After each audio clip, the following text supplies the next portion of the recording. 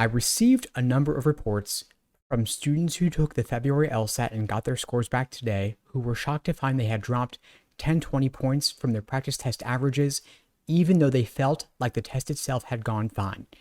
Today I'll share with you what I think might be going on. For those who don't know me, my name is Steve Schwartz. I've been teaching the LSAT since 2005, and I personally increased my own LSAT score from a 152 to a 175.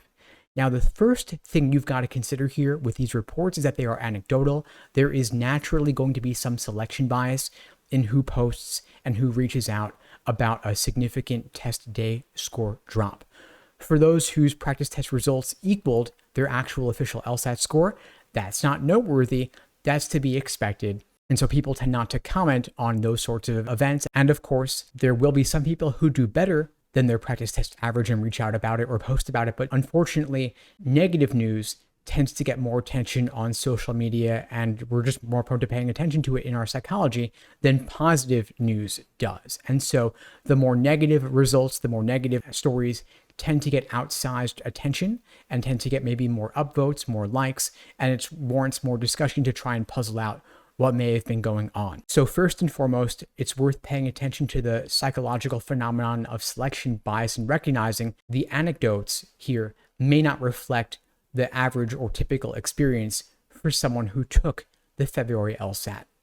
Now, there are also some conspiracy theories going around that LSAC is making the LSAT harder to balance things out with those who took the previous format with logic games, because maybe logic games was somehow easier because it's an easier section to perfect. That doesn't seem likely to me, because while logic games was easier for some students, it was also harder for other students. And so the LSAT format change, by which LSAC removed logic games and replaced it with a second scored logical reasoning section, that may in aggregate be a wash, meaning that while perhaps on an individual level, logic games was easier for some and harder for others, those may cancel out in terms of the test-taking population as a whole and wouldn't make the LSAT as a whole easier or harder for students on average. However, there has been a lot of LSAT score inflation over the past few years, in part due to the temporary LSAT flex format, and even more so due to the significant increase in LSAC's granting of accommodations for extra time and extra breaks,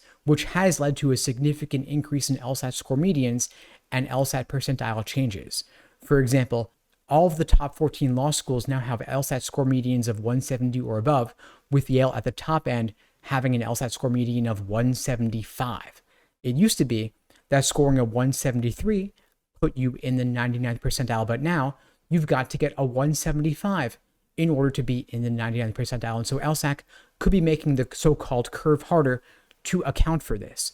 And if this is in fact the case, it doesn't seem quite fair to me for LSAC to make such a radical change over such a short period of time. If anything, they should instead make any changes more gradually. But bottom line, of course, it is what it is. The results are what they are. And if you're taking the LSAT going forward, you're going to want to focus on drilling hard questions to be ready for anything, whatever they might throw your way. At LSAT Unplugged, we'll create for you a personalized day-by-day study plan, mapping out exactly what to do every single day over the course of your prep to help you drill the areas that need the most work. Because if you want to get a different result next time, you've got to prep differently. So if there's a resource you were considering but didn't pursue that support, now is the time. And the best way to prep, especially if you're on a shorter timeline for April or June, is going to be private one-on-one coaching, personalized to exactly what you need on your schedule. At LSAT Unplugged, we offer programs like this. If you're interested in finding out more, you can check out the links below to book a call with me and my team. We'd be glad to help you out. And by the way, one final option, if your score did in fact drop 10, 20 points from your practice test and you feel like something definitely went wrong, LSAC does offer an LSAT score audit option. It's $150 to double check your scores. Of course, it's highly unlikely that your score would change since this is a computerized test.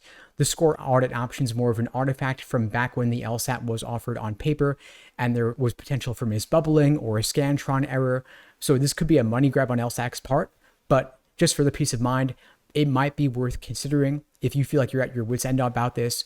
One thing worth considering, however, is that if your score comes back higher or lower, that new score will stand regardless of the outcome and you can't audit a second time.